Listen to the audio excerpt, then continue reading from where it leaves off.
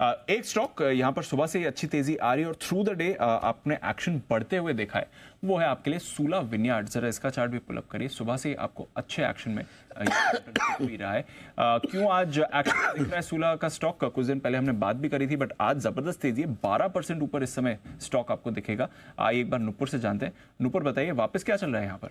बिल्कुल, महाराष्ट्र सरकार की तरफ से एक बड़ा एक्शन आया है जहां पे वाइन इंडस्ट्रियल प्रोडक्शन स्कीम को फिर से रिवाइव किया गया है। 5 साल के लिए इसे रिवाइव किया गया है। दिसंबर फर्स्ट वीक में ये खबर आई थी कि इस स्कीम को अब नहीं लाया जाएगा क्योंकि कोविड के जो नुकसान हुए थे उसके बाद इसे रोक दिया गया था।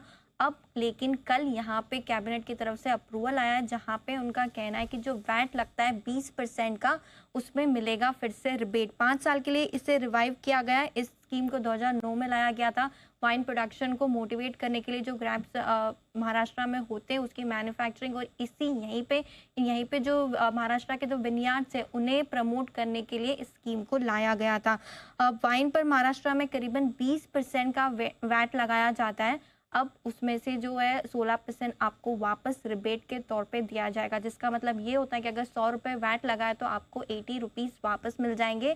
80% वैट आपको रिबेट के तौर पे मिलता हुआ दिखेगा। इनफैक्ट सिर्फ आगे का ही नहीं, पिछले 4 सालों का FY 21, 22, 23 और 24 पिछले 4 सालों के जितना भी वैट का रिबेट बनता है 80%, वो भी इन विनयार्ड्स को वापस मिलते हुए दिखेगा।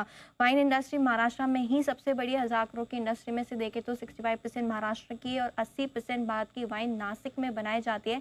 तो सूला के लिए काफ़ी पॉजिटिव है क्योंकि 20% के वैट में से अगर आपको 80% वापस मिल रहा है तो ये बड़ी खबर होती है और इसकी वजह से आज स्टॉक में इतना मूव देखने को मिल रहा है। तो डायरेक्ट बॉटम लाइन पर इनके फायदा होगा, सीधा बॉटम लाइन पे फायदा होगा। बहुत बढ़िया बात है। इसलिए आप देख रहे हैं अनिल जी, 80% रिबेट मिलने वाला है पिछले 4 साल का जो वैट दिया है उस पर।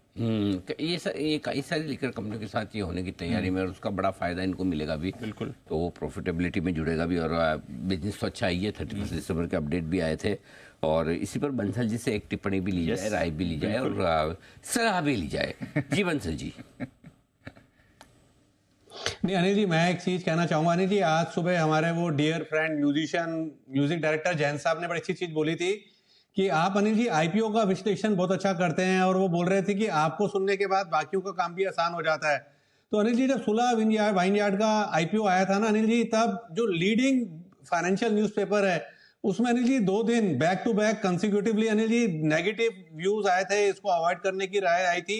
Correct. और as per best of my knowledge Anil ji, एक मुश्त आवाज अनिल जी जो सुनने को मिली थी कि इस आईपीओ में पैसा लगाओ, तो वो अनिल सिंघवी जी की थी। और अनिल जी, किस रेट पे आईपीओ आया, मल्टीबैगर बनाया, तो अनिल जी मेरे पास पूरी लिस्ट है 3 स्टॉक्स की। अच्छा, मतलब कि 2 तो मैं रिकलेक्ट कर पा रहा हूँ, तीसरा मुझे दिमाग में जोड़ डालना पड़ेगा। अनिल जी, पूरी दुनिया एक तरफ थी, आप एक तरफ थे, और बिल्कुल ठीक निकले। तो सुबह जो जैन साहब ने बोला ना अनिल जी, बिल्कुल ठीक बोला अनिल जी, वो भी अच्छे से फॉलो कर रहे हैं जैसे मैं आपको फॉलो कर रहा हूँ अनिल जी। तो heads off to you Anil ji. धन्यवाद बंसल जी। तो हमें तो आईपीओ के वक्त से पसंद आया था क्योंकि वैल्यूएशंस अच्छे थे, बिजनेस मॉडल बढ़िया था। हिंदुस्तान में है ही कहा गिनती की अकेली वाइन बनाने वाली ढंगनांग की कंपनी, प्योर वाइन बनाने वाली कंपनी, तो इसीलिए चलिए। तो बढ़िया, ये स्टॉक बढ़िया एक्शन में दिख ही रहा है, और आज भी बढ़िया तेजी में आपके सामने है। इस वक्त जबरदस्त एक्शन है। वाइन लिकर ये इस स्पेस की कोई कंपनियों पर एक बार जरा शरद जी से ओपिनियन ली जाए। शरद जी, आपकी पसंद का स्टॉक? मैं ज़्यादा करके मैकडॉवेल के संग ही जा रहा हूँ क्योंकि विस्की एक डोमिनेंट पोजीशनिंग रखती है, और पूरी स्पेस पे मुझे लगता है कि हमारा व्यू काफ़ी पॉजिटिव है। और ये डेवलपमेंट जो आप लोग बोल रहे हैं तो वाकई बड़ी डेवलपमेंट है जो काफ़ी बड़ा फ़ायदा इन कंपनीज को पहुंचाएगी, खास करके सूला को। तो मुझे लगता है टोटल व्यू लॉन्ग टर्म हमारा इसके ऊपर काफ़ी पॉजिटिव है। जो प्रीमियमाइजेशन है वो एक ट्रेंड है जो काफ़ी स्ट्रॉन्ग रहना चाहिए, तो मार्जिन्स पे इम्प्रूवमेंट होनी चाहिए, प्लस ग्रोथ भी डिसेंट रहनी चाहिए। तो पूरे स्पेस पे तो व्यू पॉजिटिव है, बट टॉप बेट्स के हिसाब से मुझे लगता है बड़ी कंपनीज में मैकडॉवेल के साथ ही मैं जाना चाहूँगा।